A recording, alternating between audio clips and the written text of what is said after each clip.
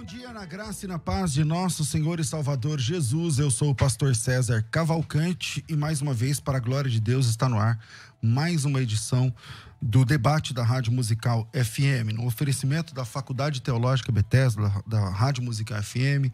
Nós juntos, estamos oferecendo aí para vocês esses 3 dias de debates, onde nós temos aqui, por um lado, o engenheiro, químico, também gestor ambiental, ambientalista de energias renováveis, divulgador científico, muito conhecido no Brasil, o Francisco Quilmento. Francisco, mais uma vez, bem-vindo aqui à nossa mesa de debates. Um bom dia a todos. Grato. Maravilha. E com a gente também, nesse último dia, o Dr. Marcos Eberlin. Ele é um conhecido criacionista no Brasil e no mundo, doutor em Química, pós-doutorado no Laboratório Aston de Espectrometria de Massas, pesquisador da Unicamp, coordenador do Núcleo de Pesquisas Avançadas, que é o Discovery Mackenzie, presidente da Sociedade Brasileira do Design Inteligente, membro da Academia Brasileira de Ciências. Marcos, bem-vindo mais uma vez. É um privilégio mais uma vez estar com você aqui, pastor César, Francisco e a todos que estão nos seguindo. E não há nada mais divertido e interessante do que discutirmos as nossas origens. Por isso que estamos aqui. Maravilha. O tema hoje é o nosso terceiro dia de debate seguido. O tema hoje é criacionismo versus evolucionismo.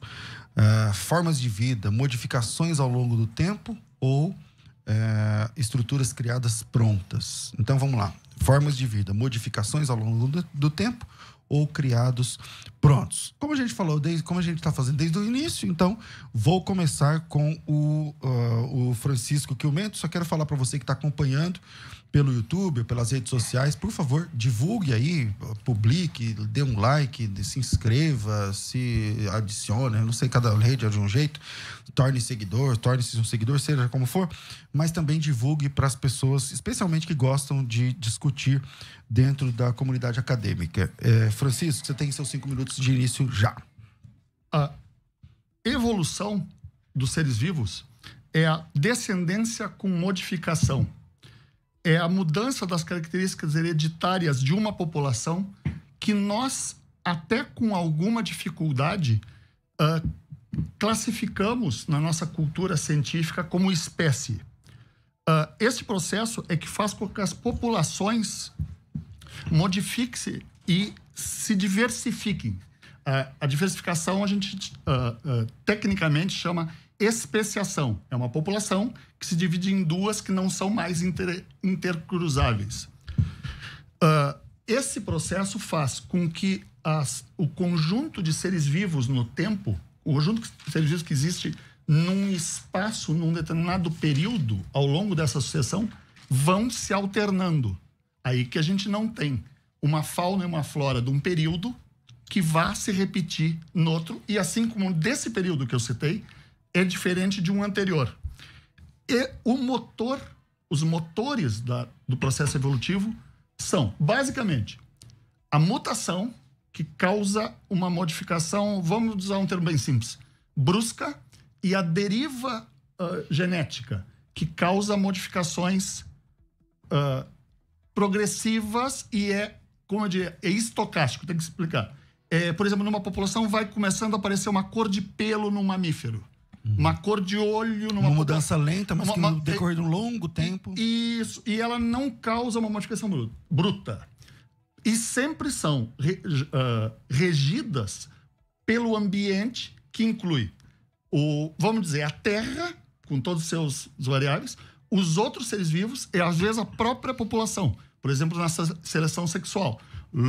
Leões de juba clara não são muito atrativos às fêmeas. Vai. Os leões que estejam menos estressados sempre têm a juba escura. São os leões atraentes. Chifres de mamíferos, por exemplo, é um caso típico de seleção sexual. E esse processo dessa seleção que o ambiente faz tem o nome clássico de seleção natural. E faz existir o designer de Darwin, como a gente diz, é a morte.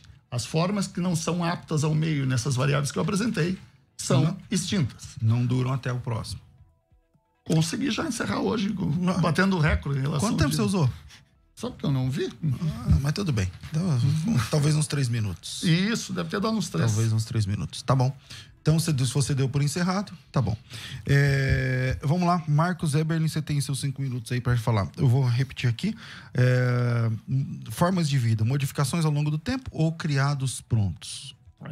Pastor César e Francisco e todos que estão nos ouvindo, eu entendo que nós fomos criados prontos, porque senão eu vou ter que entender que tudo isso surgiu de uma nuvem gasosa em expansão controlada. Como a gente falou no primeiro debate que tivemos aqui. E que moléculas caoticamente se organizaram nas mais diferentes formas de vida que vemos nesse planeta. Formas magníficas, maravilhosas.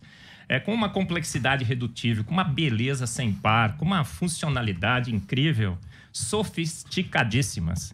E essa nuvem gasosa em expansão controlada, a gente sabe hoje que não poderia formar o universo, sequer a primeira forma de vida e sequer toda essa diversidade de formas de vida que nós vemos nesse planeta. Então, gente, olha, eu fiz até um exercício aqui, né? Para deixar mais divertida a nossa discussão hoje, eu falei de uma bexiga na primeira vez, né? Eu teria que crer que as diferentes formas de vida vieram disso aqui, alguma coisa muito parecida com isso. Uma nuvem gasosa sob alta pressão e temperatura teria criado o universo, teria criado a primeira forma de vida e as diferentes formas de vida extremamente sofisticadas que nós vemos por aí. Mas o que acontece com gás sobre alta pressão e temperatura? Eu quero que vocês não se assustem agora, mas o que acontece? Opa! Explode, gente! E esse gás em expansão controlada deveria continuar em expansão controlada eternamente. Gostaram da simulação, não é? Gostaram. Eternamente. As leis da física dizem isso, as leis da química. Se você tenta apertar essa bexiga, né? Uma molécula de hidrogênio colidindo com outra molécula de hidrogênio, as suas eletrosferas se repelem. Então, a tendência no vácuo, principalmente, é que essa nuvem gasosa em expansão controlada continuaria em expansão controlada eternamente. O Fred Hoyle, um ganhador de prêmio Nobel, no seu livro O Universo Inteligente, fala sobre isso. É impossível, gente. Então, nós temos a foto, né? Eu falei da foto. Olha só, gente, ontem saiu, 17 de dezembro, mais uma confirmação de que a galáxia mais antiga conhecida nesse universo, a GNZ11, ela já está feita, prontinha. Ela deveria ser um bebê, mas ela é uma estrutura extremamente velha. Então, nós temos a foto que comprova que esse universo foi feito pronto. E por que eu não aceito que a evolução biológica também ocorreu? Porque a gente tem outra foto. A gente acha que a gente não tem evidências? Eu vou mostrar o que é essa foto para vocês. A gente tem duas fotos, né? Aqui? Deixa eu mudar isso daí. Isso, olha. Aí, aonde a gente tem essa foto? A gente fala assim, olha, a gente não tem evidências do passado? Nós temos. Essa foto aqui é do registro fóssil. Darwin mesmo já disse isso. Se a minha teoria fosse verdadeira, o registro fóssil estaria repleto de formas transicionais. E essa talvez seja a maior objeção da minha teoria. Mas ele disse assim, não, o registro fóssil está incompleto. Passado muitos e muitos anos, a gente vai encontrar essas formas transicionais. O Stephen Gould disse isso, um dos maiores paleontólogos. A evolução nunca foi vista nas rochas. E essas formas transicionais, entre humanos e chimpanzés, né? aquele ancestral símio comum, as formas transicionais que teriam gerado as diferentes formas de vida nunca foram encontradas no registro fóssil. Pelo contrário, nesse livro, Stephen Meyer, Darwin's Doubt, a dúvida de Darwin, que era o registro fóssil, ele fala, olha, a gente vai no registro fóssil, não tem vida, de repente a gente encontra algumas formas assim simplificadas de vida que a gente encontra hoje no solo, e de repente a vida, bum, explode como explodia a bexiga aqui, né? Na explosão cambriana. Os diferentes tipos de formas de vida aparecem prontos. E o que acontece com eles? Eles têm essa modificação lenta, gradual e sucessiva, essas transições nas mais diferentes formas de vida. Está na foto que a gente tem no Museu da Vida? Não se encontra, gente. Então, os dados refutam a ideia de que o universo poderia ter sido formado de uma nuvem gasosa em expansão. Que aquela ameba primordial poderia ter dado origem às amebas evoluídas que estamos aqui, né? As 3, né? Não pode ser, gente. E as fotos que nós temos, né? A gente tem 2 fotos aqui que são definitivas.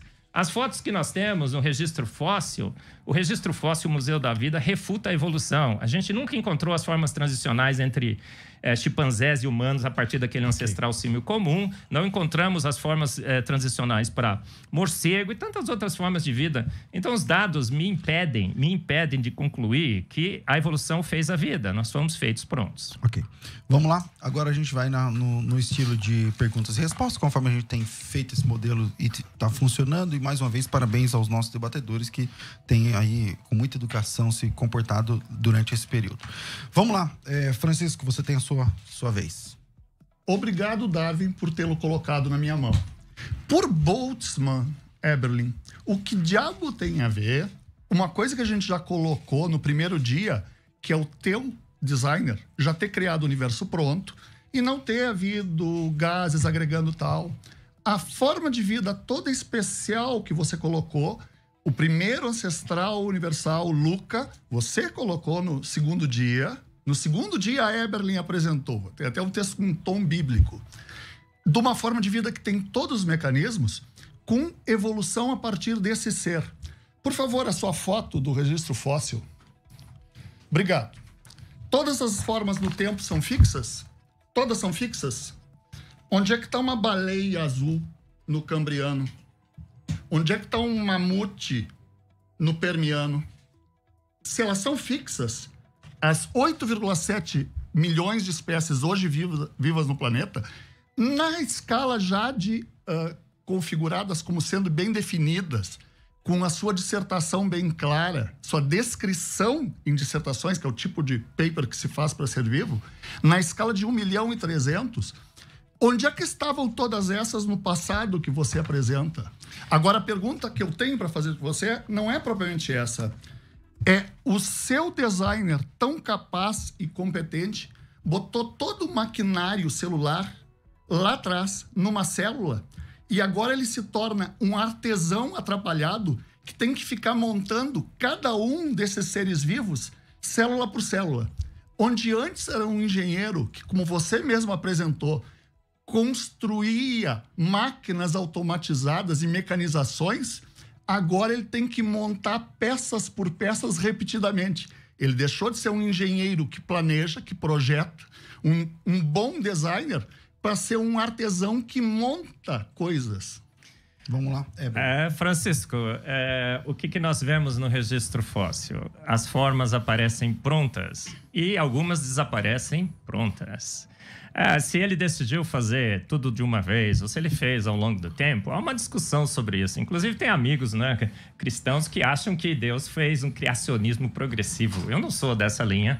Eu entendo que esse registro fóssil foi formado rapidamente, porque isso se percebe. As camadas estão... Por exemplo, nos Estados Unidos, nós temos camadas de registro fóssil que se propagam por todo, praticamente, o continente americano, na América do Norte. As camadas estão perfeitamente alinhadas. Parece que isso foi uma deposição rápida. E essa sequência de animais tem outras explicações. Agora, o grande problema do registro fóssil, que a evolução não explica, é como os dinossauros surgiram. Não tem ancestral para dinossauro, não tem ancestral para morcego. Outro dia mostrado lá, olha, esse aqui é o ancestral do morcego. A gente foi olhar o paper, né? Eu fui olhar o paper assim, olha, 98% parecido com o morcego moderno. Gente, 98% tá dentro do erro experimental. Ele é um morcego. O Archaeopteryx é uma forma transicional entre os répteis, né, rastejantes e o morcego voador. E o pássaro, e os pássaros. Gente, a gente já sabe, a gente tem artigos na Nature e na Science que mostram que o Archaeopteryx é um pássaro. O único que eles tinham é foice. Então, o que o registro fóssil mostra? As formas de vida surgem prontas. Surgem prontas. A ordem de deposição tem discussões, mas elas surgem prontas. E elas continuam se diversificando dentro do nível de família, como o Michael Behe mostra no seu novo livro, Darwin de Wolffs. E essas modificações são restritas ao nível de família. Então, a gente sabe hoje pelo registro fóssil, não é que elas aparecem prontas, se diversificam dentro do nível de família e algumas coisas estão sendo extintas. Okay. O registro fóssil mostra que a vida era mais rica antes. Sua vez de perguntar. Sim. Você fez a pergunta. Claro, réplica.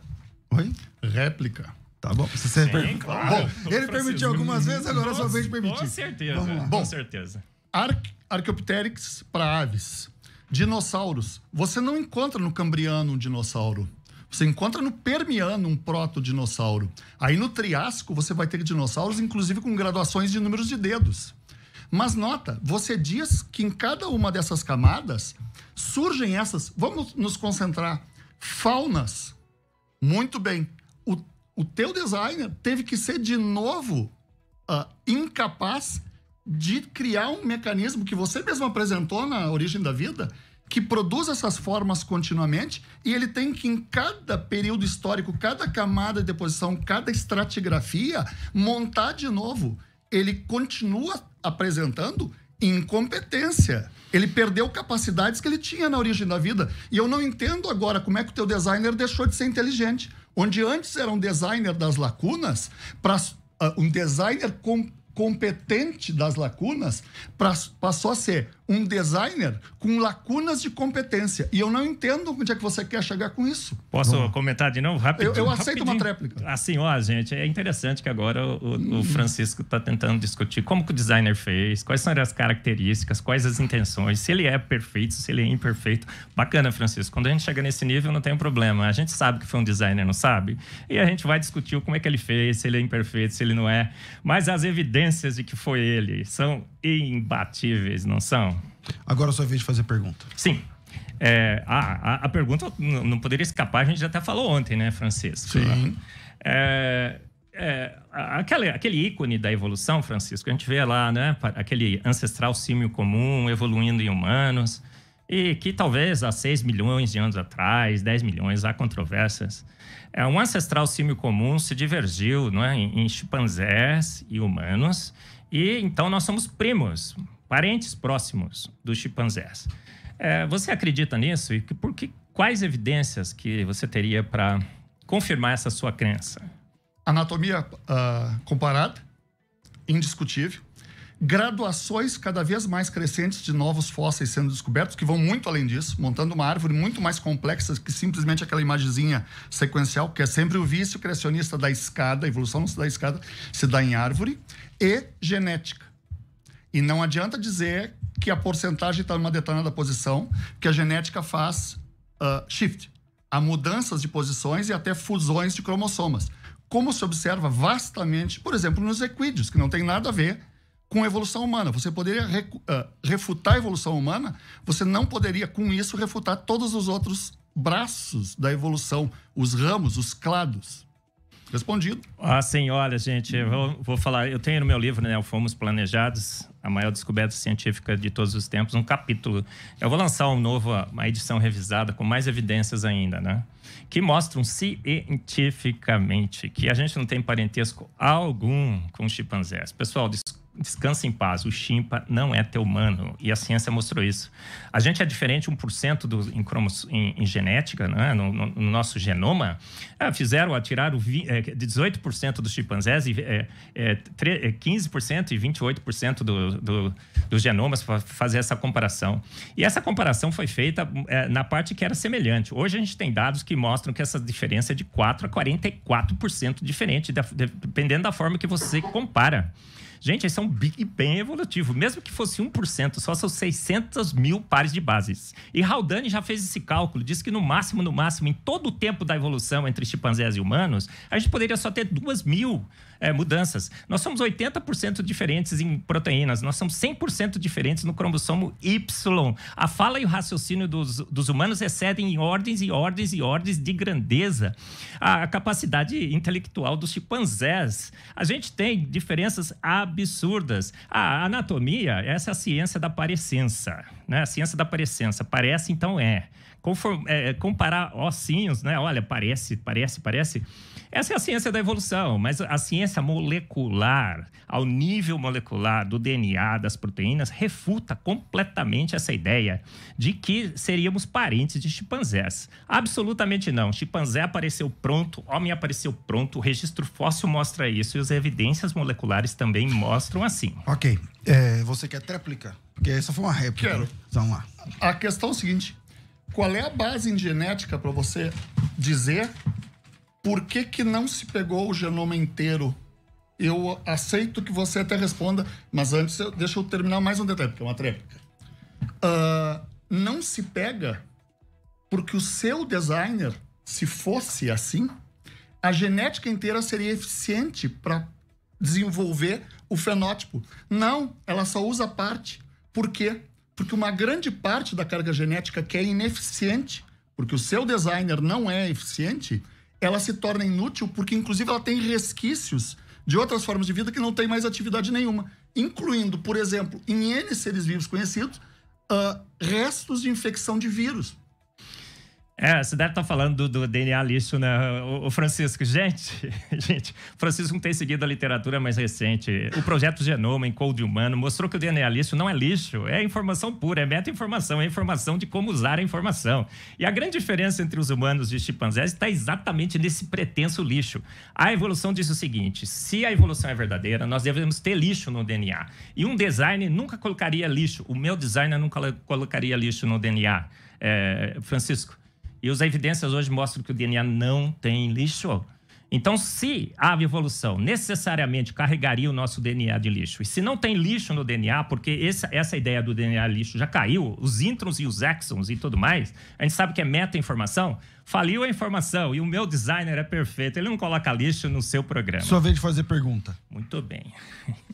Tá bom hoje, né, Francisco? Bom. Tá ótimo.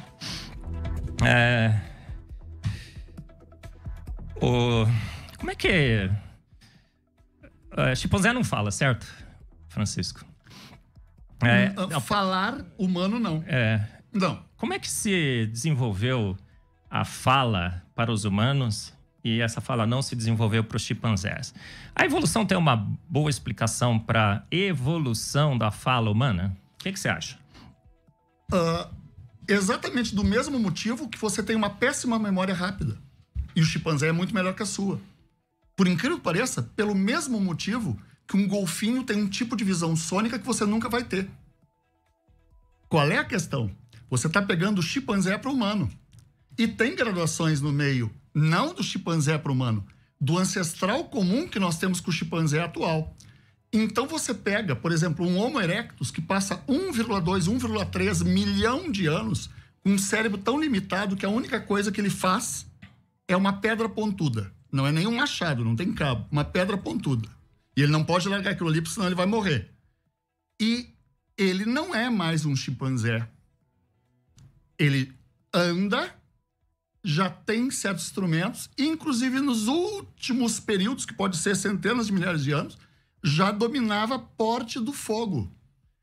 E vivia de perseguir caça. A caça dos outros seres. E buscar tutano de carniça. Então, esse animal, que nós somos animais, não é mais um chimpanzé. E já tem uma gradação de inteligência crescente. A partir de tanto, aquele... qualquer coisa começa a virar uma simbologia de algo. E isso vai causando uma vantagem evolutiva. E a seleção seleciona.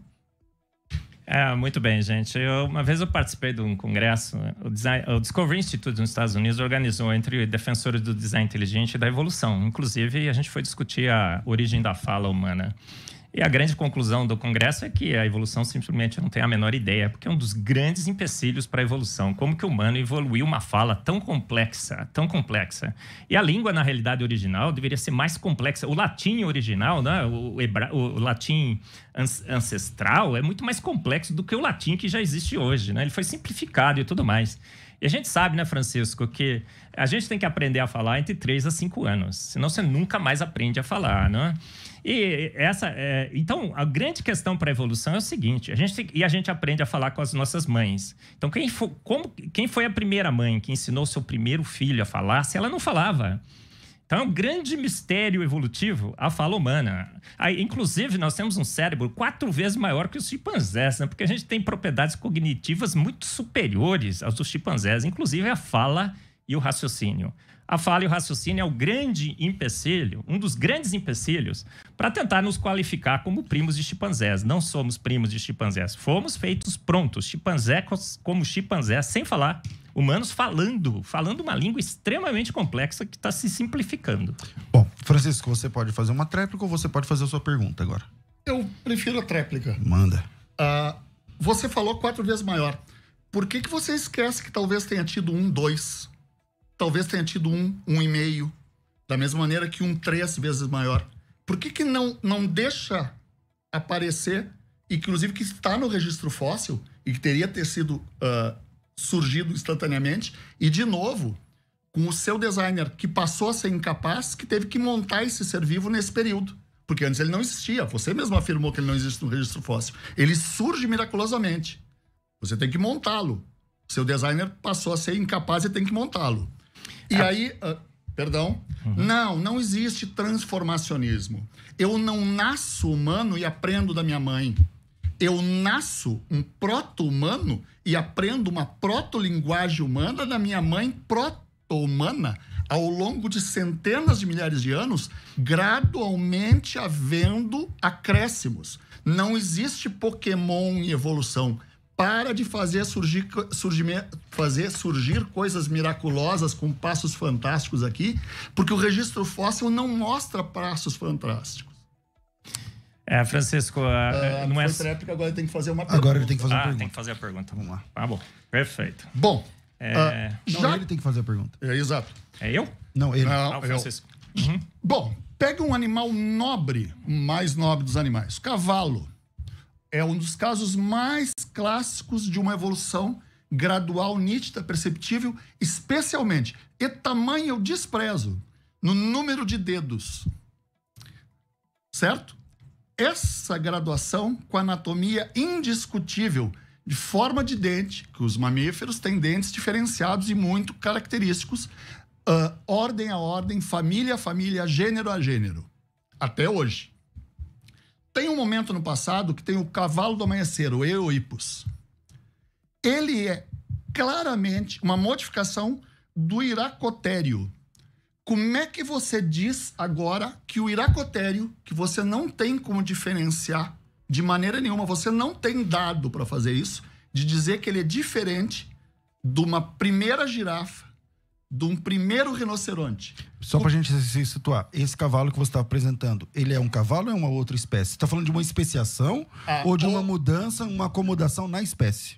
Não, aí que vem o detalhe. São populações que se sucedem. Um cavalo de um dedo, como nós temos hoje, vem de um cavalo com um dedo maior e 3 tocos de dedo. Adiante, no passado, para trás, os 3 dedos. 4 dedos e 5 dedos. E nós temos até as gradações dessas gradações. Mas tem um momento do passado que esse animal, com um número ímpar de dedos, tal como uma boa parte dos ungulados, animais ditos de casco, vamos usar uma linguagem popular, não tem como diferenciar de um primeiro proto-rinoceronte. E forma, de novo, outro clado, outro ramo da evolução. Só que agora, na família que ele está dizendo que surge miraculosamente, não pode se transformar noutra. Ok, vamos lá. Bom, é muito claro, né? Stephen Gould já disse isso, né? Ele já analisou o que o Francisco está tentando mostrar ali, né? E ele disse o seguinte, está muito claro, a evolução só tem dado nos seus extremos e nos seus nódulos, mas e as formas transicionais, né? Isso é tudo inferência, ele acha que é assim. Você viu? Ele falou assim, eu acho que isso chegou lá e eu acho. Se você aceita a evolução como seu paradigma, e se você olha no registro fóssil, você vai conectar as coisas. Conexões meras, wishful thinking, pensamento esperançoso de que aquilo evoluiu assim. Agora, isso é mostrado pela química ao nível molecular, pela genômica, pela comparação genética. Olha, mudou o número de dedos, eu quero saber de onde veio o dedo, não é? Da onde que esse dedo se originou. Então, variações do mesmo tema a gente vê na vida, com certeza. A gente tem... nós não somos fixistas, não é? Francisco, absolutamente não. Mas a gente sabe hoje que um casal original de canino, um casal original de felino foi colocado nesse planeta. Os caninos deram origem aos raposas, lobos, coiotes e tudo mais. E essas transições podem ser conectadas ao nível de família. O Michael Behe mostra isso com dados científicos, com evidências científicas. E essas alucinações de que a gente querer pular, né, de uma família para outra, interpretações efêmeras que não batem com os dados. Sua vez de fazer pergunta. Opa, vamos lá. Francisco, agora vai ser boa, hein? Uma das grandes justificativas da evolução é que nós temos vários ferro-velhos aí na vida. Os bad designs, coisas mal feitas e tudo mais. E, por exemplo, eles citam o apêndice, as amígdalas. O biólogo Henrique vive falando o seguinte, são as gambiarras evolutivas, não é? Por exemplo, o pseudopênis da hiena. Olha que coisa absurda e tudo mais. Você acha que a vida realmente está repleta de gambiarras evolutivas e que nós temos realmente bad designs? Por exemplo, o apêndice? Sim, nós temos. Mas eu sou meio megalômano quando eu trato de seres vivos. Eu prefiro pegar animais bem grandes, que é aqueles que você não consegue encontrar com Anomalocaris lá no Cambriano. Não tem uma baleia do lado de um camarão. Os ossos do quadril da baleia. Hoje, resquícios de ossos das patas, certo? Volta e meia se manifesta golfinhos, principalmente com 4 barbataninhas. Quando você vai no Saara, você tem exposto no Vale dos Dragões baleias primitivas, que têm ossos mais complexos, mas ainda não, por exemplo, o quadril de um mamífero terrestre. Tá ali todos os passos que você tem no registro fóssil. O problema é aquele que você está pegando para justificar o seu surgimento miraculoso. E você esquece os passos que você tem que explicar o surgimento miraculoso e você tem que determinar o seu fixismo que você está afirmando. Fui claro ou quer que eu dê um detalhezinho? Não, foi, entendi. Não, tá. Não sei se todos entenderam, eu entendi.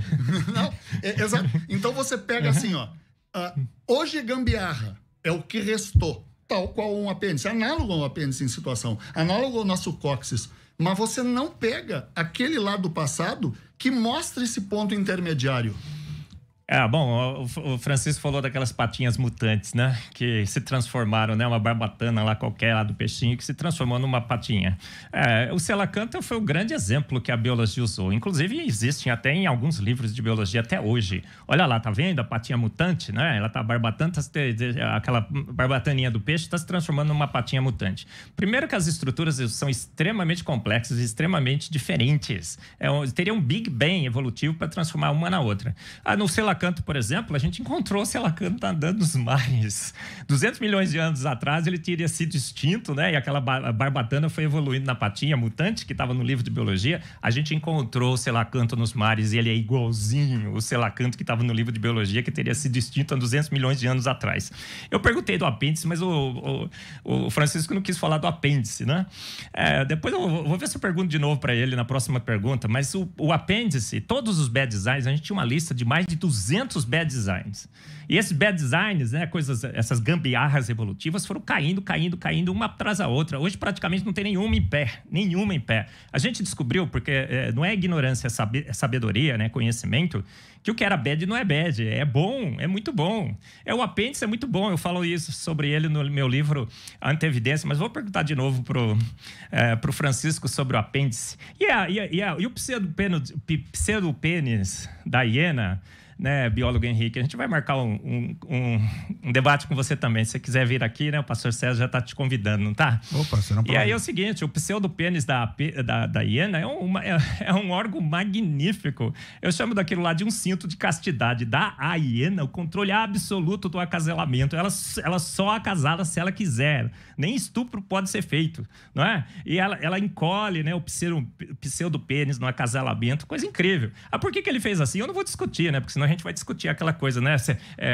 Por que ele fez? Tá tudo bem. Ele fez porque ele fez. Ele quis fazer assim, ele quis dar à fêmea da hiena total controle sobre o acasalamento. 30% dos bichinhos morrem agora. No olhar do design inteligente, é assim, era perfeito e tudo que está funcionando mal é defeito. Defeito que as forças naturais causam. Forças naturais são inimigas da vida. Elas estragam o que era bom. Mas nesse caso, Berlim, então você defende uma microevolução, pelo menos? Porque, sim, por exemplo, claro. Ele falou da quantidade de dedos nos cavalos. Ele falou, então, quer dizer, ao que eu entendi, continua sendo um cavalo, mas agora tem uma mudança importante na pata dos cavalos. Então, se você presta atenção, porque se você fala, não, eu defendo, então, microevolução. Ele vai começar a te chamar de evolucionista. Então, eu tô te apertando também, porque...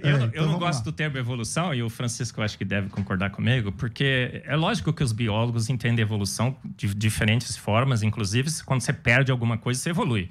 Mas eu gosto de entender o termo evolução como o povo, em geral, entende. Quando a gente evolui, a gente vai para cima, a gente sofistica, fica melhor, né?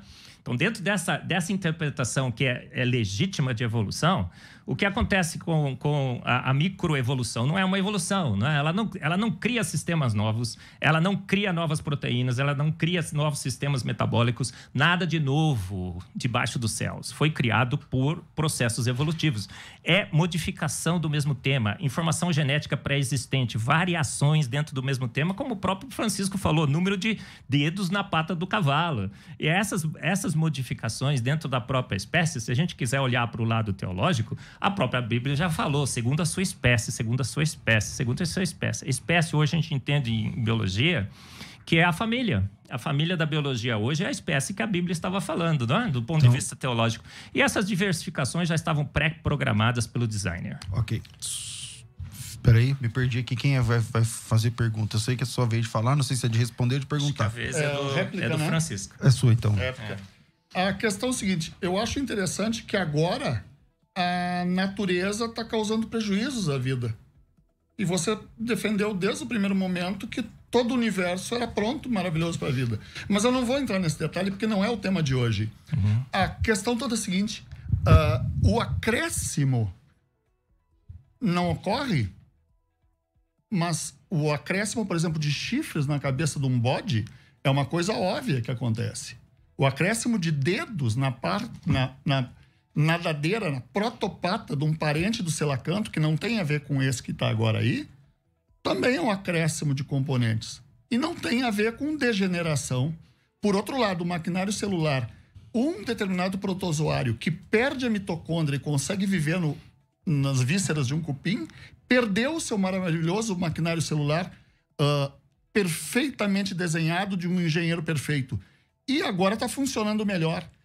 Evolução não pode ter sentido. Não há a questão de um acréscimo de componentes, de uma complexação que seja dita como somente uma vantagem e nem a perda que possa ser dito como uma desvantagem. Há uma nova adaptação ao meio, que por sinal está sempre mudando.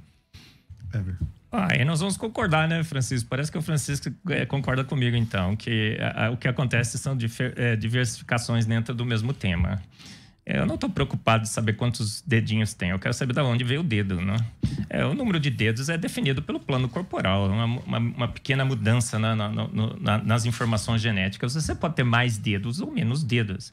Como, por exemplo, o urso polar, né? Ele tem o quê? O urso polar, os evolucionistas falam assim, evolution in action, evolução em ação. Os vírus, né, eles evoluem, evolution in action. Bactérias que resistem a antibióticos, evolution in action. A gente foi olhar, por exemplo, no urso polar, o que acontece? Ele perdeu a capacidade de sintetizar o pigmento, por isso que ele é branco. Ele tem que comer foca todo dia porque ele perdeu a capacidade, né, como o urso polar original, que é o bom, né? As coisas estão se estragando, né? A evolução está preservando o menos ruim, né? O menos estragado, vamos dizer assim. O que acontece com o urso polar? Ele não consegue mais armazenar tanta gordura como o original. Então, o original é sempre melhor. As formas evolutivas são aberrações, né? O mundo está perdendo o que era muito bom e está ficando bom, daqui a pouco vai ficar muito ruim. É assim que a gente percebe o mundo, as coisas involuem, não evoluem. Ok. Eu dei uma apertada no Eberlin ali e ele respondeu. Agora é minha vez de dar uma apertada aqui no Francisco, se me permite. Francisco, se você defende que o ser humano é uma evolução do chimpanzé... Não, perdão. Do ancestral anterior, mas eu já entendo a base da sua pergunta. Do ancestral anterior, ok. Como você explica o conceito de moralidade? Porque na evolução, o mais forte suplanta o mais fraco e vive. Ele vive. O mais apto vive. O mais apto vive. Entanto, se o mais forte, no sentido até celular, molecular, o melhor triunfa. se você descer aqui, a gente tá no 14º andar, e ver um rapaz de 30 anos batendo numa senhora de 80, a sua tendência é chamar a polícia, defender e tudo mais. Mas isso não acontece de onde nós evoluímos. Isso não acontece. Não tem esse conceito de amar a mãe, de respeitar o pai, e tudo isso. Da onde surge o conceito moral do homem? Tem que se entender isso um termo. Etologia. A psicologia humana é um grande campo dentro da etologia animal. Só que no mundo acadêmico, no mundo de divulgação, no mundo não se pensa em psicologia como etologia. Não sei se você está me entendendo. Sim. Você tem gato ou cão. Ou teve. Sim, tem. A mãe protege. E o pai, especialmente... Até certo ponto. Até certo ponto. Claro, inclusive sabemos. A husky siberiano facilitou, come os filhotes para se alimentar e para alimentar os outros. Sabemos. Só que o seguinte, pega um ancestral... Então, mas quando eu falo moral, a mãe protege, tudo bem. Sim. Mas a mãe também transa com o filho. Exato. Mas vamos chegar lá. Esse conceito moral. Vamos chegar lá. Tem o tipo 2 minutinhos? Claro. Tá, tranquilo. Tem um momento do humano que um arcabouço cerebral cada vez mais complexo, uma vez de um aparentado muito próximo do que seria hoje o chimpanzé em tamanho cerebral, não é na genética e tal. Ele ganha mais um pouco de volume cerebral, começa a fazer novos processos. E há a sobrevivência daqueles que são mais solidários. O solidário, cada vez mais solidário, menos agressivo, e aí surge uma coisa maravilhosa. Por exemplo, o predar outros animais passa a ser o seguinte: eu não tenho que te matar como meu concorrente sexual no grupo. Eu tenho que fazer você... Eu preciso de você, do meu grupo de caça. Então, aqueles indivíduos que foram mais serenos entre si passam a ser mais aptos ao meio de produzir mais caça. E de avanço em avanço, vai chegando até os momentos... primórdios mínimos da civilização mais profunda. Civilização é uma coisa, moralidade é outra. Mas, exato. Por exemplo, você citou o incesto. Cleópatra era filha da irmã mais velha. Um exemplo clássico. Quem é que começa a ter uma percepção que incesto pode ser ruim? Por incrível que pareça, tribos hebraicas. São entre os povos primeiro. Não pode ter o casamento do pai com a filha porque nasce aquele... A genética tem problemas com os 6 dedos, amorfo, com deformações. E isso vai sendo agora com uma construção cultural. E aí se consolida o que a gente chama hoje de uma ética, que é um conjunto das morais. Já me meti um pouco no... Acredito que respondi do ponto de vista científico. É que assim, o conceito moral que eu falo é moral. Por exemplo, se a evolução se explica dessa forma, como eu sei quem agiu certo, o Hitler ou a Madre Teresa de Calcutá? Porque ele é o grande, ele tá triunfando, ele tá... Então, quem foi que foi exterminado? O conceito que eu falo... Quem foi que foi exterminado? Ele não foi exterminado. Não, Hitler, você falou? Eu ouvi? Ele se suicidou. Não. E daí ele foi induzido a isso. E levou uma massa que seguia com ele dentro da mesma ética. Então, como eu não sou debatedor, mas eu só queria provocar. Eu provoquei ele aqui, provoquei você aqui. Você quer falar? Eu quero comentar sobre a moralidade. Eu quero dizer que a gente teve aqui em São Paulo, um mês atrás, o 2º Congresso Brasileiro do Design Inteligente. Teve uma palestra fantástica sobre a moralidade. E todos os dados mostram isso, que essa moralidade é inata. A gente nasce com uma moralidade pré-registrada em nós. E aí se discutiu, né, algumas palestras também que se seguiram, né, com neurocientistas que defendem o design inteligente, mostrando que essa moralidade, principalmente a bondade, não faz nenhum sentido à luz da evolução. Você não deveria ser bom, você deveria ser ruim. Né? Você deveria querer exterminar o outro, porque você tem que sobreviver. A sobrevivência do mais apto e do mais ruim. Né? A bondade não faz sentido nenhum. Então, a moralidade, a bondade, né? essas características únicas nos mostram que fomos feitos prontos. E talvez a imagem e semelhança de um ser moral e bom. Bom, ficou na vez do Francisco perguntar. Era minha vez, mas tudo Ah, bem. não. Eu me confundi, né? Eu tava sentindo. É a sua vez, Eberle, é verdade. Eu até fiquei confuso porque não tá na ordem. Não, é verdade. É só Eberle. Outra grande dúvida, né, que surge quando a gente vai tentar imaginar que as diferentes formas de vida foram produtos de um processo evolutivo, não é? Que privilegia o mais apto, o mais capaz, o mais forte, não é? É a beleza. A beleza, na realidade, é um plus na vida que não faz nenhum sentido à luz da evolução. Pelo menos a gente entende assim. Então, os pássaros são magnificamente belos, né? A vida é bela. As folhas têm formatos magníficos. Folhas só para evaporar água. Elas não deveriam ser assim, não é? Então, como é que você explica, Francisco, a beleza do ponto de vista evolutivo? O dos pássaros, por exemplo. Pássaros têm olhos que detectam cor. Inclusive nas aves de rapina com uma ótica melhor que a sua e que a minha. Com a nossa, perdão, né? Melhor que, aliás, de qualquer mamífero. A cor passa a ser...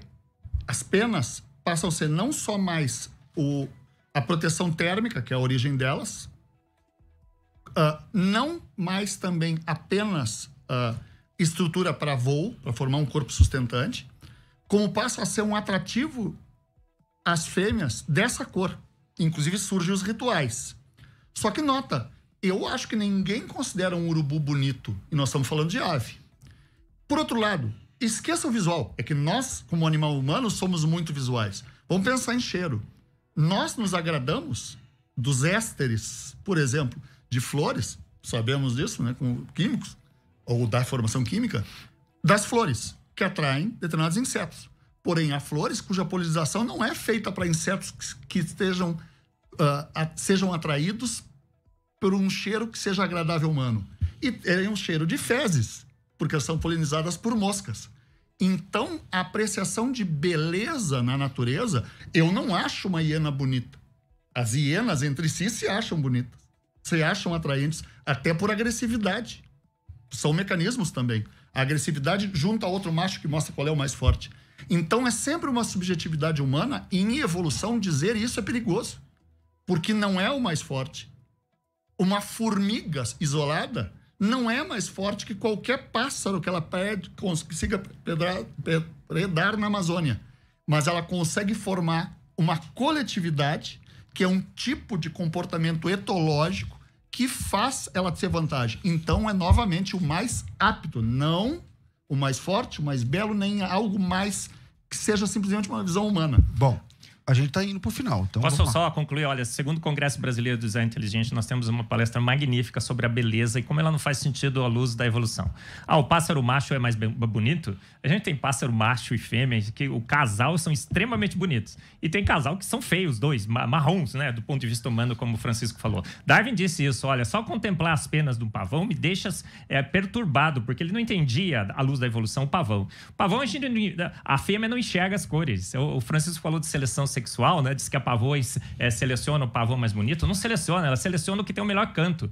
Então, a cor do pavão, que é um jogo de ótica, na realidade... Não é para fêmea. Não é para fêmea. A fêmea não enxerga as cores. Ela enxerga só um pontinho lá no meio. Então, aquilo lá é um show. É um show do designer exibido e exagerado. E o show é para o ser humano, que nós enxergamos 10 milhões de diferentes tonalidades de cor. Não tem nada a ver com o processo evolutivo. Ele fez para decorar a sua obra. Bom, como esse é o último dia desse debate, e eu tenho agora, fazendo aqui as contas, até 55, eu tenho menos de 10 minutos, eu vou deixar cada um com pelo menos uns, deixa eu ver aqui, 2 minutos e meio, para ter a sua fala final. Assim eu dou tempo com mais calma para vocês e não fico cortando vocês. Comecei com o Francisco, termino com o Francisco. Bom, ao longo desses 3 dias, o Eberle apresentou uma causa material que foi produzida pelo designer dele, uma causa formal que é o design, mas ele não apresenta e nunca conseguiu apresentar, ninguém do design inteligente conseguiu apresentar a causa aristotélica eficiente. É como é que foi montado, independente do problema da lacuna de competência, que eu acho que é definitivo entre nós, né? Você não conseguiu apresentar isso. A questão é a seguinte, nada faz sentido em biologia a não ser a luz da evolução. Ela é bem mais esperta que você pensa. Para o pavão, talvez sons. talvez a seleção humana que tenha propiciado o pavão. Isso não vale para papagaios e araras, que por sinal formam um grupo todo, muito claramente oriundo de uma mesma forma original. E que tem uma forma original a ver com o falcão, que nós até achamos bonito e apto, só que é um animal muito mortal. Então tem que se deixar, o que a gente brinca, o A de fofura e o A de beleza e o A de complicadinho como algo que seja evidência do designer. E muitas vezes tem que pensar o que é que ele apresenta que não tem essas características, que também tem que ser inteligente e o competente que está faltando. Eu espero ter trazido uma ilustração geral, desde a origem do universo, a evolução do universo, os problemas imensos que tem na origem da vida, que sabemos, eu apresentei, eu comecei admitindo o tamanho do problema que é, e evolução que há mais de 150 anos se mantém como a teoria e o conjunto de processos, não se diz fatos, eixo da biologia, que antes nem existia como ciência. E agradeço muito o espaço que me foi dado pela rádio, ao pastor César e ao Eberlin como debatedor. Maravilha, obrigado. No final a gente dá um tchau ainda aqui. Eberlin, você tem os seus 2 minutos e meio, mais ou menos isso. Pastor César, Rádio Musical, fantástico. Obrigado a vocês por essa oportunidade. Obrigado, Francisco. A gente se tornou um amigo. Eu gosto demais do Francisco agora, viu, gente? Ele pode continuar fazendo as gravidades de Eberlin dele, que eu não tenho nenhum problema. Eu sou o fundador da associação, é que você não sabe. Isso. E, olha, o que eu queria dizer, eu acho que ficou bem claro, né, pelas evidências que nós trouxemos, né? A gente tem as fotos, não tem? A gente tem o registro fóssil, a gente tem imagens do universo, a gente tem todos os estudos bioquímicos mais recentes, as evidências mais recentes, que deixam claro que a vida e o universo foram feitos prontos por um designer inteligente. Então, olha, o Francisco disse que ele, nas lives dele, fala Pastor Eberlin. Olha, eu não tenho nada... Não, eu não falo isso. Alguém falou, eu não sei quem falou. Alguém falou, não sou eu, não falo isso. Eu não tenho a menor dom para ser pastor, sou muito debochado, né, na realidade. Mas eu vou tentar provar essa tese aí de pastor, né? Eu queria falar para todos que estão nos ouvindo agora, falar para o Francisco, meu amigo, falar para todos que estão nos ouvindo, o pessoal todo da Liga Racionalista. Gente, esquece essa ideia de que você é uma ameba evoluída. Fruto de uma grande explosão, seu destino final é a aniquilação no universo congelado e exaurido. As evidências são todas, como Paulo diz em Romanos 1:20, eu troquei outro dia, né? Por isso que eu não vou ser pastor nunca, troco até os versículos. Que os atributos invisíveis de Deus, o seu eterno poder e a sua divindade se veem claramente nas coisas que foram criadas. A gente mostrou isso aqui. Então você não é uma ameba evoluída, você é fruto de um design. Você foi feito à imagem e semelhança. O salmista diz, um pouco abaixo de Deus me fizeste. Você é um ser especial, criado por um Deus especial, que a gente descobriu isso pela ciência, pelo exercer da atividade científica. Então saiba disso, que você é um ser especial, criado à imagem e semelhança de um grande Deus. Você não é uma ameba evoluída. E parece que esse designer se fez homem, Jesus Cristo morreu e derramou seu sangue na cruz por mim, pelo pastor César e pelo Francisco, que está aqui, Francisco. É isso que as implicações filosóficas e teológicas do design inteligente nos leva a reconhecer que somos seres especiais, criados à imagem e semelhança de um grande Deus que se importa conosco e que morreu por nós na cruz. Muito obrigado. Bom, eu quero agradecer, eu acho que foi muito bom, né? Os temas, é difícil exaurir um tema, né? Mas no pouco tempo que a gente tem aqui, eu gostaria que fosse 2 horas cada debate, mas é o que a gente tem para oferecer e oferecemos com muito carinho. Eu quero agradecer o pessoal, tem aqui o pessoal da Liga Racionalista, meio que zombando aí do Weber, tem o pessoal que é criacionista, que zomba do Francisco, mas eu vi aqui 2 homens íntegros que defendem suas posições com calor, né? E com muita base. Que Deus abençoe vocês. Um grande abraço. Francisco, obrigado. Muito obrigado. Mais uma vez, muito obrigado por esse espaço. Esperamos ter outra missão. Nós temos uma ideia rolando. Me deixou aqui umas ideias, vai acontecer. Não vai acontecer. A liberdade do seu César decidiu o que ele vai querer fazer sobre aquele tema lá. Vamos lá, vamos pra frente. E mais uma vez, Eberlin, eu acho que, inclusive, os indianos têm uma coisa que eles falam sobre casamento que eu acho muito interessante. Cuidado com o que eu vou falar. um casal, um par de opositores num tema, vamos mudar. São como dois diamantes. Só entre si eles se lapidam e ganham a melhor forma, a mais estética. Então tem que haver o atrito. Porque só do atrito... Você foi anos cientista. A gente sabe que é permanentemente um conflito. É isso aí. Tá? Fui e continuo sendo, né, Francisco? Evelyn, bem obrigado também. Mais foi um uma vez, privilégio, gente. Foi magnífico. Um abraço, viu, Francisco? Um abraço. Outro. Estamos ficando por aqui. Hoje nem fizemos propaganda, mas tudo bem, tá tudo certo, tá valendo. Eu fico por aqui, mas às 2h eu volto com o Bom e Velho, programa Crescendo na Fé. A gente volta a se encontrar às 2h, tudo isso e muito mais a gente faz dentro do reino, se for da vontade dele.